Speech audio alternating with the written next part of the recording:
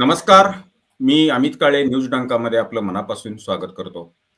मित्रांनो, पाकिस्तानची निर्मिती हीच खरं तर तमाम भारतीयांच्या दृष्टीनं भळभळती जखम आहे आणि ती आजही आहे. आपल्याला कल्पना आहेच की 22 तारखेला पहलगामच्या धर्तीवर 26 निरपराध पर्यटकांचा मृत्यू हा गोळ्या घालून आतंकवाद्यांनी केला, धर्म विचारून केला. या घटनेला 1 महिना पूर्ण झालाय आणि त्याचं उत्तर भारत सरकारनं निश्चित काढलं. 7 तारखेला पाकिस्तानवर हल्ला करून पाकिस्तानमधल्या आतंकवादी तळांना उद्ध्वस्त करण्याचं काम भारतीय सैन्य दलानं केलं. या सगळ्या कामगिरीचा तमाम भारतीयांना अभिमान आहे. आज या सगळ्या पार्श्वभूमीवर काही प्रश्नांची उत्तरं देण्याकरता न्यूज डंकाशी ऑनलाईन जोडले गेलेले आहेत निवृत्त colonel Sarang Kashikar sir. Kashikar sir, आपलं न्यूज डंकाच्या स्टुडिओमध्ये मनापासून स्वागत आहे. मला आपल्याला पहिला प्रश्न हा विचारायचा आहे की पाकिस्तानच्या आतंकवाद्यांनी हा हल्ला ज्या वेळेला 22 तारखेला केला त्यानंतर भारताकडून पहिलं पाऊल काय उचललं गेलं असेल तर ते सिंधू नदी करार स्थगिती ही करण्यात आली आणि युद्धविरामानंतर सुद्धा ही स्थगिती कायम ठेवण्यात आलेली आहे. भारत सरकारनं घेतलेली ही भूमिका आणि याचा पाकिस्तानवर होणारा परिणाम हा नेमका काय असेल? कारण या सगळ्या स्थगितीच्या निर्णयानंतर पाकिस्तानच्या पार्लमेंटमध्ये इथले लोकप्रतिनिधी असं म्हणालेले आहेत की पाकिस्तान तहानतान करून पाकिस्तानची अवस्था होईल. तर या संदर्भात आपल्याकडून मला जाणून घ्यायचं आहे आणि आपण या विषयावर सविस्तर बोलावं अशी आमची विनंती आहे. नमस्कार. सगळ्यात पहिल्यांदा धन्यवाद माझ्याशी या विषयावर बोलल्याबद्दल. आणि सिंधू नदीबद्दल, नदीच्या पाण्याच्या वाटपाबद्दल जी भारत आणि पाकिस्तानमध्ये जी एक ठराव होता तो या सरकारने ठरवला करार की हा आपण याच्यापुढे पाळायचा नाही. मुळात हा करार 1960 साली झालेला होता आणि याचं वैशिष्ट्य असं की ज्या 2 देशांनी हा करार केलेला आहे त्या 2 देशांमध्ये 3 वेळा युद्ध झालं आणि एक वेळा अगदी युद्धमय स्थिती होती. म्हणजे Kargil was not a full fledged war but it was almost a limited war. आणि असे 4 युद्धांमधून जाऊन सुद्धा आतापर्यंत हा जो करार होता हा कायम ठेवण्यात आलेला होता. मग आत्ता असं अचानक काय झालं की सरकारने हा करार रद्द करायचं ठरवलं.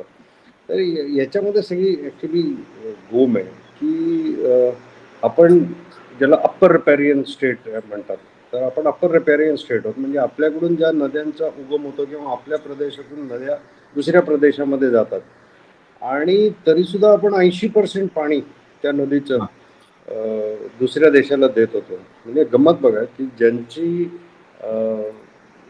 जी लोकसंख्या आहे ती आपल्या 25% आहे. बरोबर. आणि तरीसुद्धा 80% पाणी आपण त्यांना देतो. आणि 4 युद्ध झाली तरीसुद्धा आपण ते पाणी अडवायचा प्रयत्न केला नाही किंवा आपण कधी चुकून सुद्धा असं म्हणलं पण नाही की आम्ही पाणी बंद करू तुमचं किंवा आम्ही म्हणजे पाणी बंद करू म्हणण्यापेक्षा की आम्ही तुमच्याशी हा करार सामंजस्यामध्ये आम्ही नाही तुमच्याबरोबर राहू शकत असं कोणी म्हणलं सुद्धा नाही. मग आता तसं काय झालं की सरकारने ठरवलं की हा करार आपण रद्द करायचा. तर सगळ्यात मोठी गोष्ट अशी आहे की एक देश आहे तो तुम्हाला कायम त्रास देतो. त्यांची फिलॉसॉफी ठरली आहे की ब्लीड बाय 1000 कट्स ही त्यांची फिलॉसॉफी ठरलेली आहे, स्टेटेड आहे आणि तुम्हाला माहिती आहे की यांची ही फिलॉसॉफी आहे. आणि तरीसुद्धा आपल्या केवळ म्हणजे चांगुलपणामुळे म्हणा की दुसऱ्याला पाणी तोडायचं नाही ही जी आपली एक सनातन धर्मामध्ये पाण्याला नाही म्हणायचं नाही, पाण्याला नाही म्हणायचं नाही, तर त्याच्यामुळे फायदा घेऊन ते लोक तुमच्याच देशामध्ये अराजक माजवत होते, तुमच्या निरपराध नागरिकांना बळी करत होते, म्हणजे मुंबई म्हणा किंवा कुठेही येऊन ते ठरवत होते की आपण इथं जाऊन यांना ठोकायचं, आणि आपण बरोबर. ठोकून घेत होतो. आणि आता जेव्हा आपण ठरवलं की आम्ही तुम्हाला पाणी तर तुम्ही थांबवू शकत नाही, कारण पाणी हे वाहत राहणार. आयदर तुमच्याकडे एवढी प्रचंड व्यवस्था पाहिजे की ते सगळेच्या सगळं पाणी तुम्ही हवं त्या दिशेने वळवू शकाल आणि त्या देशामध्ये जाऊन देणार नाही, किंवा म्हणजे अशी काहीतरी व्यवस्था तुमच्याकडे असायला पाहिजे. ही एवढी प्रचंड व्यवस्था करणं इकॉनॉमिकली पॉसिबल नाही आहे. मग भारताने काय केलं की आमच्याकडे धरणं आहेत या नद्यांवर. बरोबर. ती धरणं आम्ही हवी तेव्हा भरू, हवी तेव्हा मोकळी करू, आणि आम्ही कधी पाणी मोकळं करतोय किंवा आम्ही कधी किती पाणी सोडतोय हे आम्ही तुम्हाला सांगणार नाही. म्हणजे पाकिस्तानमध्ये दुष्काळ पाडायचा का पाकिस्तानमध्ये जलप्रलय करायचा हे आता भारताच्या हातात आहे. शेती जेव्हा एखाद्या नदीच्या पाण्यावर अवलंबून असते आणि तुम्हाला माहिती असतं की रोज मला 100 लिटर, म्हणजे साधं तुमच्या घरातल्या बाथरूमचा तुम्ही विचार करा की तुम्हाला माहिती आहे की रोज माझ्याकडे 100 लिटर पाणी येणार आहे, तर तुम्ही 100 लिटर पाण्यासाठी तुम्ही एक साधारण अजून एक 100 लिटरचं टँक ते लावून ठेवाल की 100 लिटर आलं की मी इथे साठवून ठेवेल आणि मग मी ते 100 लिटर दिवसभर वापरेन. पाकिस्तानचा प्रॉब्लेम असा आहे की गेल्या 75 वर्षामध्ये त्यांना आपल्याबद्दल एवढी खात्री होती की हा देश आपलं पाणी कधी तोडणार नाही, कारण ही चांगली माणसं. बरोबर.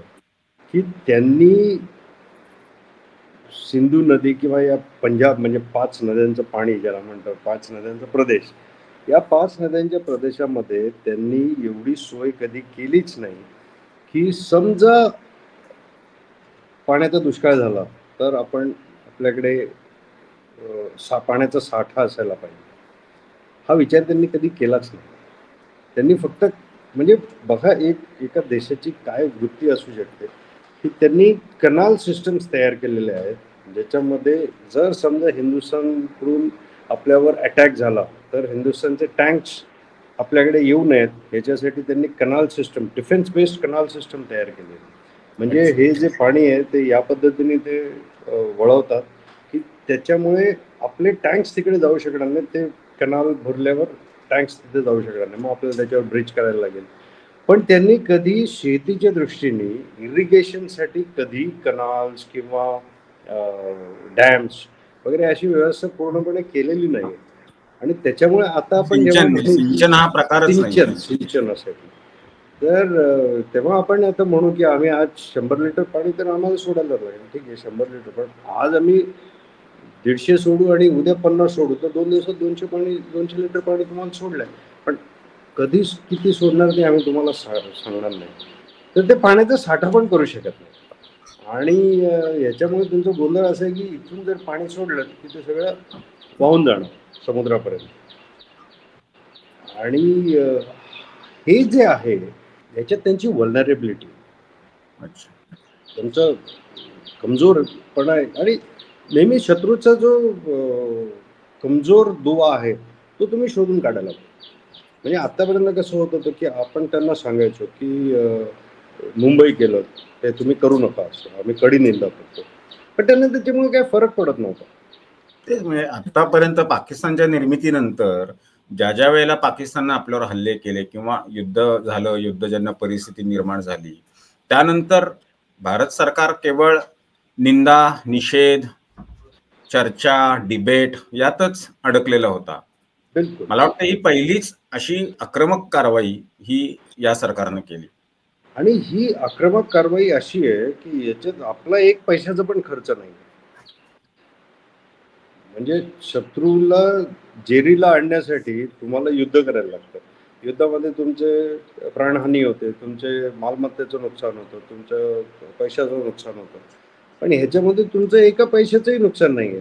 तुम्ही फक्त शत्रूला असं टेंटेटिव्ह ठेवताय की अरे आज पाणी सोडतोय का उद्या सोडतोय का 2 दिवसांनी सोडतोय का एकदम सगळे एकत्र सोडतोय.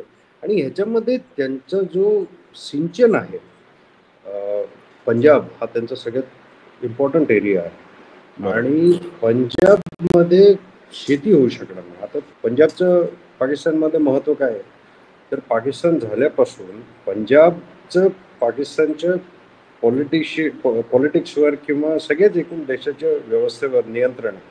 It's a very powerful region. आणि त्या रिजनमध्ये तुम्ही अशी वाताहत करू शकता की त्यांचं शेती नीट होणार नाही, त्यांचं कॉटन नीट होणार नाही, आणि ते त्यांचं इकॉनॉमीचं बेस आहे. आणि बरोबर. त्याच्यावर तुम्ही घाला घालता या पद्धतीने. त्यामुळे तुम्ही त्यांना सहज, आणि पंजाबी हा पाकिस्तानमधला रुलिंग क्लास आहे, आणि त्या रुलिंग क्लासला तुम्ही हे करून जेरीला आणताय. हा याचा सगळ्यात मोठा म्हणजे उपलब्धी जी आहे की आम्ही नाही तीही आहे. तुमच्याशी मानणार पाण्याचा करार. त्याच्यामुळे पाकिस्तानच्या इकॉनॉमीला स्वतःचा एक पैसा सुद्धा खर्च न करता तुम्ही त्यांना जेरीला आणता. बघा तुम्ही, हा हल्ला होण्याच्या आधी जेव्हा भारत सरकारने सांगितलं होतं की खून और पाणी दोनों साथ में नहीं बहेगा, त्याच्यावर ते म्हणत होते की आम्ही तुमच्यावर अणुअस्त्र हल्ला करू, आमचं पाणी रोखू. आता काल परवाच्या बातम्यांमध्ये तुम्ही बघा की त्यांच्या सेक्रेटरीनी पत्र लिहिलं आहे की आम्ही रिनिगोशिएट करायला तयार आहोत. म्हणजे हा जो फरक पडलेला आहे की एकदा तुम्ही बडगा उचललात की जो फरक पडला, हे आतापर्यंत आपण ब्लॅकमेल होत होतो की ते असं बरोबर. करतील, ते तसं करतील, आणि आता एकदम ती भीतीच नाहीशी झाली. ते तुम्ही भीती काहीच करू दाखवत शकत होते आणि आपण भीत होतो. बिलकुल. आणि आतापर्यंत आपण त्यांना भीत होतो की अरे हे कधी येऊन आपल्याला मुंबईमध्ये हल्ला करतील, हे दिल्लीमध्ये हल्ला करतील, हे अमुक ठिकाणी हल्ला करतील, आणि आपण काहीच करू शकत नाही. आज आपल्या हातामध्ये ती किल्ली आहे जी ज्याच्यामुळे लक्षात येत आहे की यांचं नक्की, म्हणजे ते असतं ना की राक्षसाचा जीव कुठेतरी भोवतीकडे असतो आणि तो पोपट तुम्ही पकडलात की तो राक्षसाचा जीव तुमच्या ताब्यात होतो. तर या राक्षसाचा जीव या IWT मध्ये होता आणि तो बरोबर सरकारने पकडलेला आहे, आणि त्याच्यामुळे आता हा राक्षस तुमच्या ताब्यात येऊ शकतो. बरोबर. काय म्हणजे हळूहळू त्याच्यामध्ये आपल्याला सुद्धा लक्षात येईल की अजून काय काय करता येईल. आणि पण मुळात तुम्ही एका राक्षसाचा जीव कुठे, हा आता तुमच्या लक्षात आलेला आहे, आणि तो जीवाशी खेळ करताना तुम्हाला 5 पैशाचं सुद्धा नुकसान स्वतःच नाही. बरोबर. हा ह्याच्यातला सगळ्यात मोठा फायदा जो आपला झालाय तो हा. मला दुसरा प्रश्न असा विचारायचा आहे की जो दुर्दैवी प्रकार 22 एप्रिलला पहलगाममध्ये झाला, पर्यटक मारले गेले, त्याच्यानंतर भारतानं प्रत्युत्तर दिलं 7 तारखेला. हा जो मधला काळ होता सगळा, या मधल्या काळामध्ये आपल्याकडचे काही तथाकथित अक्कलवान लोक अशी विधानं करत होते की इतके दिवस झाले, 12 दिवस झाले, 13 दिवस झाले, अजून काही भारत सरकारनं केलं नाही वगैरे वगैरे. हा प्रश्न नाहीये माझा. माझा प्रश्न हा आहे की 22 तारखेला घटना घडल्यानंतर 7 तारखेपर्यंत आपली तयारी काय सुरू होती आणि आपण काय तयारी करत होतो, त्याचा तपशील किंवा त्याच्याबद्दलची तुम्ही काय माहिती द्याल? मुळात काय असतं की युद्धशास्त्राचा एक नियम आहे की म्हणजे आपण शेजारी शेजारी आहोत, आपण काही एकमेकांना अनोळखी नाही. 75 वर्ष आपण एकमेकांच्या शेजारी आहोत, 3-4 युद्ध झालेली आहेत. त्यामुळे तुम्ही काय करू शकता, आम्ही काय करू शकतो, हे दोघांना एकमेकांबद्दल माहिती आहे. युद्धशास्त्रामध्ये सरप्राईज हा सगळ्यात महत्वाचा विषय असतो. आणि सरप्राईज तुम्ही, आता इंटेन्शन तर माहितीच होती, आपली इंटेन्शन त्यांना माहिती होती की हे टेररिस्ट ठिकाणी हल्ला करणार. आता कधी आणि कुठून, या 2 गोष्टी त्यांना माहित नव्हत्या. आणि सरप्राईज जर तुम्ही ठेवू शकलात तर तुम्हाला निर्णायक विजय मिळू शकतो. आता 15 दिवस का लागले किंवा का सरकार त्याच्यामध्ये झोपून राहिलेलं, तर सगळ्यात पहिल्यांदा जेव्हा तुम्ही कोणाला अद्दल घडवायला जाता तेव्हा त्यांच्याकडे पण सैन्य आहे, त्यांच्याकडे पण यंत्रणा विमानदळ आहे. आहे, त्यांच्याकडे आर्मी आहे, त्यांचे सुद्धा आंतरराष्ट्रीय मित्र आहेत. आणि या सगळ्यावर आपल्याला काहीतरी उपाययोजना करून ठेवायला लागते. नाही तर काय आहे, म्हणजे तुम्ही आग विझवायला गेलात आणि स्वतःच त्याच्यामध्ये हुरपळून गेलात असं होऊ शकत नाही. त्यामुळे ही जी तयारी करायला लागते, दोन पद्धतीची तयारी करायला लागते. एक असं की आपण काय प्रत्युत्तर देणार आहोत आणि त्या प्रत्युत्तराच्या दृष्टीने तुमची एक्सरसाइज करायला लागतात, तुमची फायनल तयारी करायला लागते. आणि दुसरं असं असतं की जर परत हल्ला झाला, परतून जर हल्ला आला तर त्याच्यावर तुमचा डिफेन्स काय. आणि आता कसं आहे की पहिल्यांदा तुम्ही सर्जिकल स्ट्राईक केला, मग तुम्ही बालाकोटवर विमान हल्ला केला. ह्याच्यामध्ये काय आहे की द एनिमी वॉज रेडी की हे असं काहीतरी करते. आता तुम्हाला अशा प्रकारचं उत्तर द्यायचं होतं की कंबरडच मोडलं पाहिजे. आणि कंबरड मोडताना तुम्हाला हे सुद्धा करायचं होतं की माझं स्वतःचं नुकसान कमीत कमी झालं पाहिजे. See, war is a very costly game. म्हणजे तुमचा सुद्धा खर्च होणार, तुमच्या इकॉनॉमीवर त्याचा परिणाम होणार. तर तुम्हाला अशा पद्धतीने ते करायचं होतं की तुमचं नुकसान नाही होतं का, मग आपण शत्रूचं कंबरड मोडलं पाहिजे. सो ह्याच्यामध्ये वेगवेगळे उपाय काय आपल्याला करता येतील याच्याबद्दल वॉरगेमिंग प्रचंड प्रमाणात झालं आहे. आता एक तुम्ही लक्षात घ्या की हे असं नाहीये की अचानक 22 तारखेलाच आपल्या लक्षात आलं की नाही आता आपल्याला काहीतरी करायला पाहिजे. There was always a plan की जेव्हा बालाकोटचा आपण हल्ला केला त्याच्यानंतर आपल्याला माहिती होतं की हे काय उद्या लगेच थांबणार नाहीये. What happen was Pakistan also to 3 years. म्हणजे जो मागच्या वेळेचा हल्ला झाला 1919 मध्ये आणि त्याच्यानंतर 6 वर्षांनी त्यांनी आता हल्ला केला अशा मोठ्या पद्धतीने. तर ह्याला कारण सुद्धा आहे. आणि वी ऑल्सो न्यू की हे कधी ना कधीतरी परत सुरू करणार आहे. त्याच्यामुळे कशा पद्धतीने आपण त्याला प्रत्युत्तर द्यायचंय याची आपल्याकडे पण थोडीफार तयारी होती. पण जेव्हा ते प्रत्यक्षात करायचं असेल तेव्हा तुम्हाला बऱ्याच गोष्टींचा त्याच्यामध्ये जसं मी सांगितलं की तुम्हाला तयारी करायला लागते. आपण आतमध्ये जाऊन काय करणार आहोत आणि ते त्यांनी केलं तर आपण काय करायचं ह्याच्यासाठी तयारी करायला लागते. दुसरं असं आहे की तुम्हाला आठवत असेल 2001 मध्ये जेव्हा पार्लमेंटवर हल्ला झाला तेव्हा आपण सगळी आपली सेना हलवली आणि पराक्रमसाठी सगळी सेना आपली बॉर्डरवर घेऊन गेलो होतो. आणि मग 1 वर्ष 1.5 वर्ष आर्मी तशीच राहिली. आणि म्हणजे we made a clown out of our selves की आपण काहीच केलं नाही जाऊन. आणि त्यांना भीती पण वाटली नाही, आपण स्वतःच हसं करून घेतलं होतं. असं सुद्धा आपल्याला करायचं नव्हतं की एक डिसायसिव्ह काहीतरी त्यांना धडा शिकवायचा. सो हायटेक वॉरमध्ये तुम्हाला हे सुद्धा बघायला लागतं की एक्झॅक्टली आपण किती इंटेन्सिटीने हल्ला करायचा. आता तुम्ही बघा रशिया आणि युक्रेनमध्ये काय चाललं. 3 वर्ष युद्ध सुरू आहे. इस्रायल मध्ये काय झालं, हमास सारख्या टेररिस्ट ऑर्गनायझेशनशी लढताना सुद्धा गेले 1 वर्ष त्यांचं युद्ध सुरू होतं. आपल्याला अशा पद्धतीने सस्टेनेबल लढाई पण करायची नव्हती. आपल्याला 2-3 दिवसात त्याचा हल्ला करून सगळ्यात संपवायचं होतं, कंबरडं मोडायचं. सो ही सगळी तयारी करताना जो आपला एअर डिफेन्स आहे तो एअर डिफेन्सचं कोऑर्डिनेशन करण्यासाठी खरं तर हा सगळा वेळ लागला की एक्झॅक्टली आपल्याला ते कसं करायचं. आणि न भूतो न भविष्यती पद्धतीने आपण ते एअर डिफेन्स कोऑर्डिनेशन केलेलं होतं. त्यामुळे त्याच्यामध्ये army air defence, navy, air force या सगळ्यांचे एलिमेंट्स एकत्र करून त्यांची सगळ्यांची प्रॅक्टिस करून याच्यात बऱ्याच प्रमाणात नवीन शस्त्रास्त्र वापरली गेली. अग्निवीर बरेच मोठ्या प्रमाणात याच्यामध्ये होते. त्यामुळे या सगळ्याच्या कोऑर्डिनेशनला थोडासा वेळ लागला. आणि तुम्हाला असं सुद्धा करायचं नव्हतं की लगेच हल्ला केला पाकिस्तान तयार असताना. दे वर इमिजिएटली रेडी. दुसऱ्या याच्यामध्ये असं आहे की जेव्हा तुम्ही तयारी करत होतात तेव्हा तुम्हाला शत्रूला खेचायचं सुद्धा होतं. दुसरं शत्रूचं कमजोर दुवा हा दुसरा होता, त्यांची इकॉनॉमी. तुम्ही 8 दिवस 10 दिवस लावल्यानंतर 8-10 दिवस त्यांची विमानं घिरट्या करत होती. त्यांचा खर्च किती प्रचंड, म्हणजे युद्ध चालू व्हायच्या आधीच आपण त्यांच्या खर्चाला सुरुवात केली. So that is also another thing. Keep them waiting. आणि जेव्हा when you keep the enemy waiting, there are chances of getting better success, because the enemy, you have to break the will of the enemy to fight.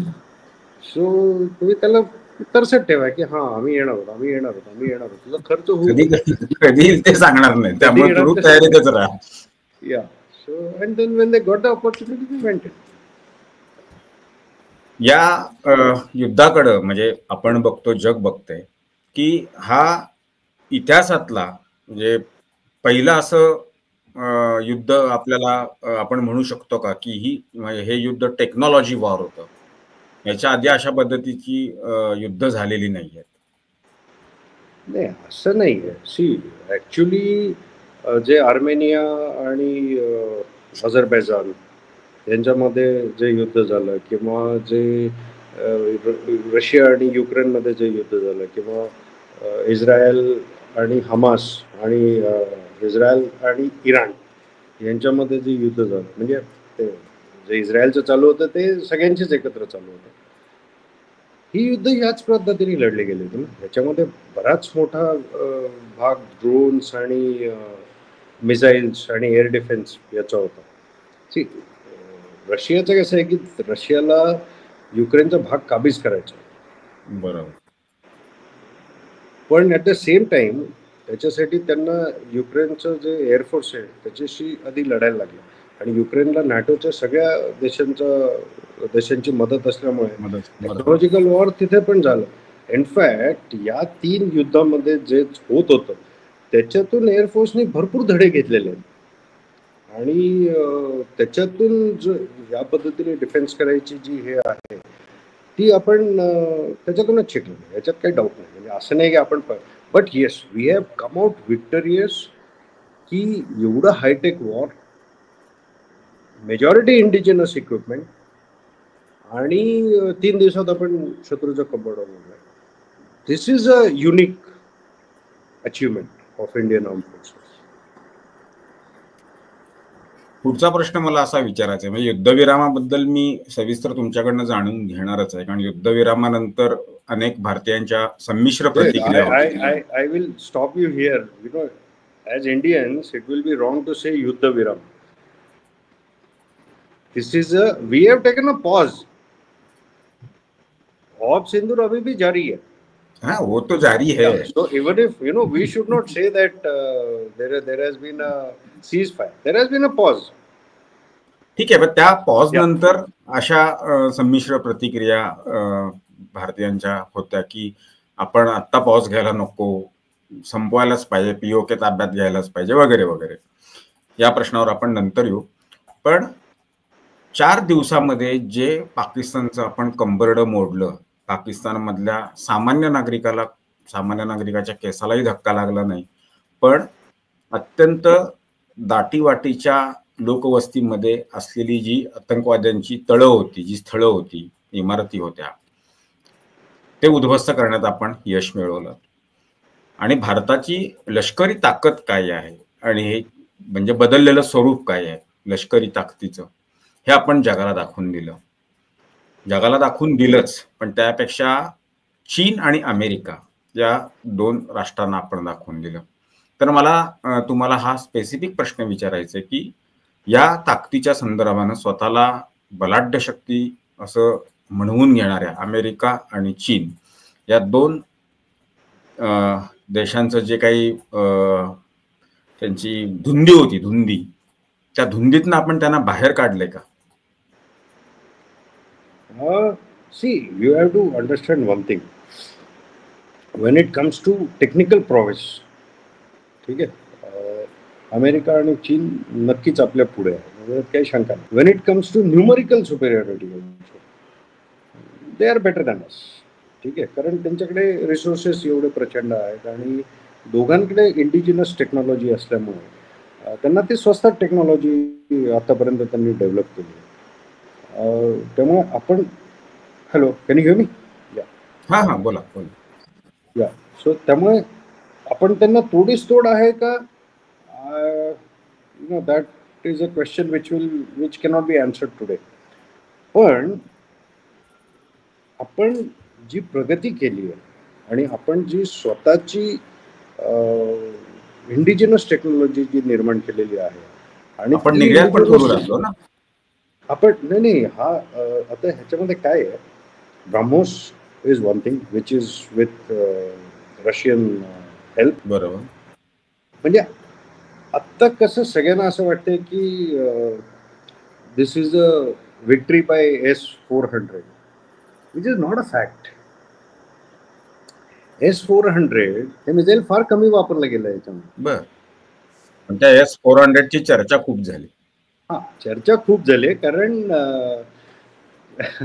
मुळात काय झालंय हे फार लोकांना अजून म्हणजे आपल्याकडे एवढा अवेअरनेस पण नाही आहे.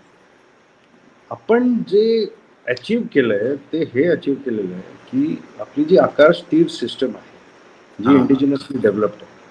सो आकाश तीर सिस्टमनी जे अगदी म्हणजे 40-50 वर्षापूर्वी विकत घेतलेली पिचोराज L-70 Zu-23 आणि S-400 एवढ्या सगळ्या गोष्टींचं इंटिग्रेशन एकत्र करून, म्हणजे हे सगळेजण वेगवेगळ्या ठिकाणी होते, वेगवेगळ्या त्यांची टार्गेट्स वेगवेगळी होती, त्यांचे उद्दिष्ट वेगवेगळी होती आणि तरीसुद्धा त्या सगळ्यांचा एक सुरेख संगम असा तयार झाला की म्हणजे जसं पोळ्याचं जाळं विणतो तसं एक जाळं विणलं गेलं आणि त्या जाळ्यातून कुठलाही चतुर या बाजूला येऊ शकला नाही.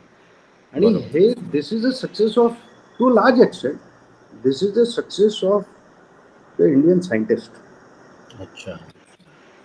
म्हणजे see the best part that has happened in this war or this engagement is the Indian scientist, Indian industry and Indian soldier have fought together.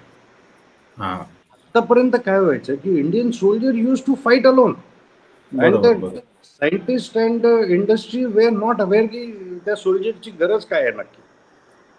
Today what has happened is the scientist has understood, the industry has understood and they are able to tell the soldier, okay, we'll give it to you, don't worry, we are capable of giving it to you. इस्रोची भूमिका, this has brought the change in the psyche of the soldier also, of the industry also, of the scientist also, and of the nation also. अरे आपण स्वतःच स्वतः करू शकतो. हा याच्यामधून म्हणजे आय विल नॉट से की आपण आता रशियाच्या पुढे आहोत का आपण चीनच्या पुढे आहोत का अमेरिकेच्या पुढे, that is just a matter of time. But there has been a beginning to understand that on our own we can do it. We can create a system. म्हणजे the system जी आहे it is as good as Iron Dome. म्हणजे जर तुम्ही इस्रायलची जी Iron Dome system आहे, what is the success rate? 97%, 98%. What is the success rate of Indian system? 100%. Who has been able to achieve a 100% success rate in air defense? India. That is the change that has happened. आपण किती पुढे जाऊ आणि कोणाच्या पुढे जाऊ, it is a matter of time and resolve. But now you प्रश्न आपण कुणाच्या पुढे आहोत किंवा कुणाच्या मागे आहोत हा नाहीच आहे. पण भारताला म्हणजे एक तर ही गोष्ट स्पष्ट आहे की पाकिस्तानच्या निर्मितीपासून पाकिस्तानला पोषण्याचं काम, ताकद देण्याचं काम हे अमेरिकेनंच केलेलं आहे. आणि त्याच्या मागचं कारण पण स्पष्ट आहे की पाकिस्तानला म्हणजे पाकिस्तानचा भूभाग आणि आशियावर त्यांना सगळा कब्जा ठेवता येईल किंवा हे करता येईल हे अमेरिकेचं उद्दिष्ट होतं. आता युद्धविराम मी परत म्हणणार नाही. ही जी स्थगिती आपण पॉज घेतलाय यामाग अमेरिकेची नेमकी भूमिका काय आहे, म्हणजे बातमी मागची बातमी काय आहे थोडक्यात? सी बातमी मागची बातमी म्हणजे सी द प्रेसिडेंट ट्रम्प हा माणूस म्हणजे असं तो काही कन्व्हेन्शनल पॉलिटिशियन नाही आहे. म्हणजे त्यांनी कुठलंच कन्व्हेन्शन आतापर्यंत पाळलं नाही आहे जे पॉलिटिक्समध्ये किंवा इंटरनॅशनल रिलेशन्समध्ये पाळलं. आता काय की एकीकडे म्हणा की नोबेल प्राईज घेण्यासाठी काही पॉइंटर्स जुळवणं चाललंय का एक आपली छबी निर्माण करायची की आपण असं म्हणजे त्याच दिवशी ही वॉज ट्राईंग की युक्रेन आणि रशियामध्ये पण संधी घडवून आणता येईल. मग एकाच दिवशी आपण भारत पाकिस्तान आणि युक्रेन रशिया अशी संधी घडवून आणली, आपण केवढे मोठे नेते आहोत. This may be one thing. Second thing is की म्हणजे जगात एक घडामोड होतीये तर आपण पण त्याच्यामध्ये सहभागी आहोत. ह्याच्याशिवाय त्याच्यात जास्त काही म्हणजे I don't think there is anything more than that. म्हणजे भारतावर दबाव टाकला वगैरे ह्या ज्या चर्चा आहेत ह्या साफ चुकीच्या आहेत. नाही, सी भारतात firstly our this thing was very clear की we don't want war, we don't want escalation. ते आपण पहिल्या दिवसापासूनच भूमिका मांडलेली आहे. बिलकुल. आणि as long as our strike was the last strike, म्हणजे असं नाही की आम्ही तुम्हाला मारायला आलो आणि तुम्ही आम्हाला धपाटा घातलात आणि आम्ही गप्प बसलो, असं काही झालं. आम्ही तुडवून आलोय तुम्हाला. बरोबर. आणि असं तुडवलंय की तू परत उठू शकला नाहीयेस. आता मला तुला मारायची इच्छा नाही, मला तुला अद्दल घडवायची, ती मी घडवलेली. त्याच्यामधून मी आता थांबवतो. आणि हे मी तुला आधीपासून सांगतो की मी थांबवायला तयार आहे. तू मला फोन केलास, मी थांबवतो. It was that clear. बर, आपण कधी म्हणू शकतो की आपल्यावर एखादं दडपण आलं. म्हणजे मी I will take you back to 1971 war. 93,000 सैनिक आपण ताब्यात घेतलेले. ठीक आहे. By the sheer magnanimity of that victory, it was such a huge victory. You crumbled under the force of that victory yourself. 93,000 सैनिक घेतल्यानंतर 93,000 सैनिकांना 1 वर्ष 1.5 वर्ष पोसायची जबाबदारी तुमच्यावर आली. अँड देन यू वॉन्टेड की यारे यांना घेऊन जा परत तुम्ही आमचं, कारण आपले म्हणजे our resources are also getting wasted in that. बरोबर. हेच जर तुम्ही तेव्हा असं केलं असतं की 93,000 सैनिक तुम्ही सगळेचे सगळे परत घेऊन जा, आम्ही तुमचे 5,000 अधिकारी ठेवून घेतले, तुमचे सगळे जनरल सुद्धा ठेवून घेतले, 5,000 अधिकारी ठेवले. पहिल्यांदा आमचे 54 जे तुमच्याकडे POWs आहेत त्यांना पहिल्यांदा परत करा, आणि हाजीपीर आम्हाला परत द्या, आणि POK आम्हाला परत द्या. See this before you accepted truce you should have said all this things. आत्ता तुम्ही असं म्हणलात का की बरं आम्ही थांबवतो आणि आम्ही IWT पण परत सुरू करतो आणि आम्ही सगळं, असं काही झालेलं नाही. We have been very clear on our position की IWT हॅज बीन सस्पेंडेड, आणि आम्हाला जे करायचं होतं ते आम्ही केलेलं आहे. आता तुला पुढे न्यायचं असेल तर वी आर रेडी, आम्ही व्यवस्थित तुम्हाला संपवून टाकू, but we are not interested in. त्यामुळे हे दुसऱ्या कोणी आपल्यावर दडपण आणलं वगैरे याचा काही संबंधच नाही. चर्चा सगळ्या निराधार आहेत. म्हणजे आता काय खाजून काहीतरी खास कोणाला तरी ठेवायलाच लागते ना, तरच मासिकं सुद्धा विकतात सगळं. ऑल दोज थिंग्स, काही ना काहीतरी चर्चा करायलाच पाहिजे. एवढाच त्या मागचा भाव आहे, बाकी काही नाही. There is no. And Trump, you never know, he is a very म्हणजे काय म्हणतात त्याला की nobody can predict him. He is very unpredictable. बरोबर. काहीतरी बोललं तर दुसऱ्या दिवशी सैनिकांच्या समोर, त्यांच्याच अमेरिकन सैनिकांच्या समोर बोलताना ही सेड नाही, असं काही नाही की मीच काही केलं, पण माझा त्याच्यामध्ये हिस्सा होता. परत दुसऱ्या दिवशी उठल्यानंतर नाही मीच सगळं केलं. It's not credible what he is saying. पाकिस्तानची मानसिकता आपल्याला माहिती आहे सर. कुत्र्याचं शेपूट वाकडं ते वाकडं अशीच असते. आतापर्यंत आपण निषेध करणं, मगाशी आपण म्हणल्याप्रमाणे फक्त काही डिबेट करणं आणि चर्चा घडवून आणणं आणि मिटवामिटवी करणं हेच केलं आतापर्यंतच्या युद्धामध्ये. पण ही पहिलीच घटना अशी घडली की त्यानंतर जो भारतानं हल्ला चढवला आणि जे कंबरडं मोडलं पाकिस्तानचं, अद्दल घडली. म्हणजे जीवनाची अद्दल घडली आपण म्हणतो तशी त्यांना अद्दल घडलेली आहे. पण यातनं ते काही सुधारतील वगैरे असं वाटतं का पुन्हा चीन आणि अमेरिका यांची पूस त्यांना लागणार आणि पुन्हा असं काहीतरी ते करतील? See it is a matter of time की ते परत काय करतील का किंवा काही हे होईल का. आम्ही मुळात प्रॉब्लेम असा आहे की पाकिस्तानमध्ये it is a army which is ruling the roost. ठीक आहे. पॉलिटिशियन्सना काहीच किंमत नाही. काही नाही, किंमतच नाही. It is the army which is doing everything. Army आणि मग इसिस आणि बाकी अशा ज्या सगळ्या लष्कर आहे, तोयबा वगैरे, नाही, they are also subservient to army. म्हणजे ISI जे आहे पाकिस्तानचं, त्याचं they are all subservient to that. आता ह्याच्यात मुळात काय आहे माहिती आहे का, म्हणजे यू हॅव टू अंडरस्टँड की पहलगाम आत्ताच का झालं. तर the Pakistan army was losing it's relevance. म्हणजे सगळ्यांना हे झालं पाकिस्तानमध्ये की यार, हे तो कुछ काम के नाही आहे, यांचा काही फायदाच नाही. आणि इंटरनल म्हणजे इकॉनॉमी वाईट होतीये, सगळंच होतंय. इंटरनल गोंधळ एवढे वाढायला लागलेले. त्यामुळे आत्ता पाकिस्तानची गरज होती की पाकिस्तान आर्मीची गरज होती की काहीतरी असं झालं पाहिजे ज्याच्यामुळे इंडियन आर्मी आणि पाकिस्तान आर्मी याच्यामध्ये लढाई झाली. So they will B back in the game. की सी फॉर एनी नेशन सगळ्यांना एकत्र आणायचं असेल तर नॅशनल कलॅमिटी आली किंवा काहीतरी असं युद्ध वगैरे झालं तर सगळे एकत्र येतात. म्हणजे आपल्याकडे काही माणसं तरी सुद्धा एकत्र येत नाही, ती गोष्ट वेगळी आहे. पण जनरली म्हणजे it's a unfortunate part of the whole thing. पण जनरली एखादं राष्ट्र एकत्र येण्यासाठी त्या राष्ट्रावर जर एखादं संकट आलं तर सगळे बरोबर येतात आणि त्या आर्मीच्या मागे उभे राहतात. हे आतापर्यंत सगळ्यांनी बघितलं. And that is why it was desperately needed for Pakistan army की असं काहीतरी युद्धसदृश परिस्थिती, म्हणून त्यांनी आता ते केलं.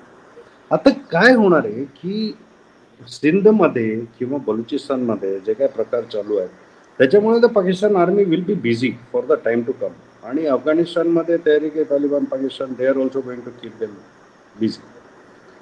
सो आर्मी कितपत याच्या पुढे या गोष्टी करू शकेल हे थोडं अवघड आहे. मला असं वाटतं की पाकिस्तान मे स्टॉप, कारण त्यांना आता प्रचंड धक्का बसला. पण आपल्याकडे अजून एक त्यांचं धाकटं भावंड आहे, बांगलादेश.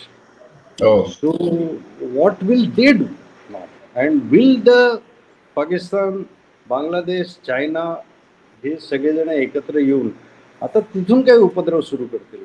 बरं, आपल्या वेस्ट बेंगॉलमध्ये म्हणजे Assam is now very secure, पण वेस्ट बेंगॉलमध्ये आपल्याकडे जरा अवघड स्थिती आहे. त्याच्यामुळे तिथून या गोष्टी सुरू होणं, जे काश्मीरमधून सुरू होतं ते तिथून सुरू होणं.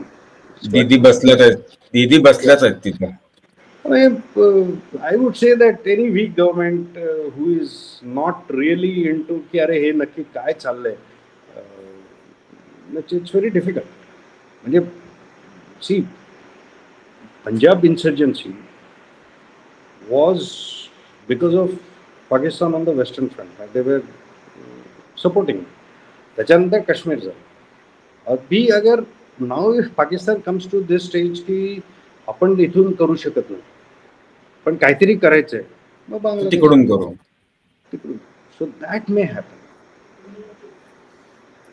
चर्चेच्या शेवटाकडे जाताना मला तुम्हाला हा एक प्रश्न विचारायचा आहे की 22 तारखेला जो हल्ला पहलगाम मध्ये झाला, ज्या 4 लोकांनी आपल्या निरपराध लोकांना, पर्यटकांना गोळ्या घालून मारलं, ते 4 काय अजून सापडलेले नाहीयेत. बाकी सगळं आपण पाकिस्तान सगळं संपवून टाकलं, म्हणजे आतंकवाद्यांची तळं उद्ध्वस्त केली. तर म्हणजे 2-3 प्रश्न या एकाच प्रश्नामध्ये आहेत की हे आतंकवादी आपल्याकडे आले, ते आधी आले असणार, त्यांना कोणीतरी तिथं अन्न पाणी दिलं, राहायची व्यवस्था केली, सगळी माहिती दिली, रेकी केली वगैरे, आणि हल्ल्यानंतर ते निघून गेले. आता महिना झाला या गोष्टीला, पण हे काय अजून सापडलेले नाहीयेत. यांच्याबद्दलचा याबद्दल तुमचा अंदाज काय, म्हणजे त्यांनी कसं नियोजन केलं असेल आणि घटना घडल्यानंतर हे कुठल्या बेळात जाऊन लपले असतील? सी, आता एप्रिलमध्ये त्यांनी अटॅक केला, 22 April. So in all probabilities they could have come 2-3 months before the thing, किंवा ते इथेच कुठेतरी लपलेले असतील. आणि कारण see, any terrorist base, unless there is a local support, तोपर्यंत कोणी म्हणजे अशा ऍक्टिव्हिटीज होऊ शकत नाही. जसं मुंबईमध्ये हल्ला झाला तेव्हा मुंबईमध्ये कोणी ना कोणीतरी त्यांची मदत केलीच होती. बॉम्बस्फोट जेव्हा मुंबईत झाले तिथे लोकल लोकांनी त्यांची मदत केलेली होती. शस्त्रास्त्र बाहेरून आली असतील, बरोबर. माणसं बाहेरून आलेली असतील, पण त्यांना कोणीतरी मदत इथे केलेली होती. तसेच काश्मीरमध्ये जे झालंय लोकल लोकांनी त्यांना मदत केलेली आहे. आता ह्याच्यामध्ये ना म्हणजे it doesn't stop at only this. का काश्मीरमध्ये इलेक्शन्स झाल्या? The central government was not ready for elections. मग काय इलेक्शन झाल्या तिथे? So there was a directive from the supreme court. Now हे जे आहे ना की there are certain things which should be left to the executive to decide की आता तिथे इलेक्शन्स करायचे आहेत की नाही. The political understanding of the situation is not to the judiciary, it is to the politicians, it is to the rulers.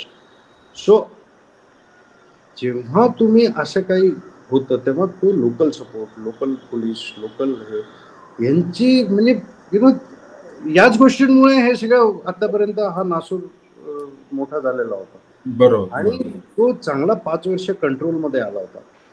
तो अजून एक 4-5 वर्ष पाहिजे होते की हे जरा कंट्रोलमध्ये येईल. तेवढ्यात ते इलेक्शन्स झाल्या आणि त्याच्यामुळे थोडेसे गोंधळ सुरू झाले. 2-3 अटॅक्स आफ्टर दॅट. तर हे सगळं जे आहे हा म्हणजे I hold these things also responsible for की याच्यामुळे सगळं गोंधळ झालेला. आणि दुसरं असं आहे की ज्या इंटेलिजन्स फेल्युअर तर आहेच याच्यात, there is no doubt about it. की for us also this is a big lesson की सगळं चांगलं चाललंय म्हणून ते सगळं चांगलं चालू राहीलच असं नाही. Boots on ground, people on ground have to do their job. आणि म्हणजे एक कसं असतं की जेव्हा काही ना काहीतरी चालू असतं ना ते एका दृष्टीने बरं असतं की तुम्हाला माहिती आहे की काहीतरी चालू आहे आणि तुम्हाला काहीतरी धागेदोरे मिळत राहतात. जेव्हा ते सगळं बंद होतं ना that is a very Dicey situation की आता तुम्हाला काही थांगपत्ताच लागत.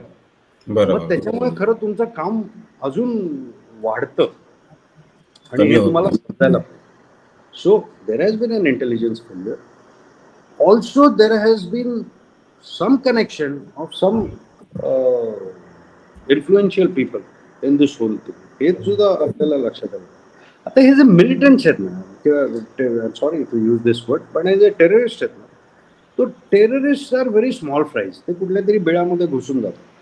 पण जनरली ते their life is 2-3 years. See आज नाही उद्या नाही परवा कधी ना कधीतरी तो मिळेल. आता this is where the ethos of Indian arm forces and the security forces come in to play. की if we go on rampant जसं श्रीलंकेमध्ये त्यांनी इन्सर्जन्सी कशी संपवली तर दे वेंट ऑन की काय सिव्हिल राईट्स नाहीत, काय नाही, ह्युमन राईट्स नाहीत, काय नाही, आम्ही सगळ्यांना संपवून टाकलं and they finish the insurgency. You can't do that, you don't want to do. त्यामुळे की ते लपून बसले, त्यांना कोणीतरी सपोर्ट देते, हे सगळं चालू राहणार. Their time will come. पण फॉर 2-4 टेररिस्टना मारण्यासाठी त्यांनी काही जरी केलं असेल तरी त्यांना मारण्यासाठी तुम्ही 100 निरपराधांचे जर बळी घेतलेत किंवा त्यांना त्रास दिला तर ही मुवमेंट परत एकदा चालू होईल. त्यामुळे the arm forces have to be very careful. They have to get the information and again to a precision strike की जिथे लपले असेल तिथे जाऊन मारायचं. आता कायदा आणि सुव्यवस्थेच्या दृष्टीने जे करायला पाहिजे, ज्यांनी मदत केली आहे त्यांना ताब्यात घेण्यात आलेलं आहे, पकडलं गेलेलं आहे आणि ते सगळी चौकशी चालू.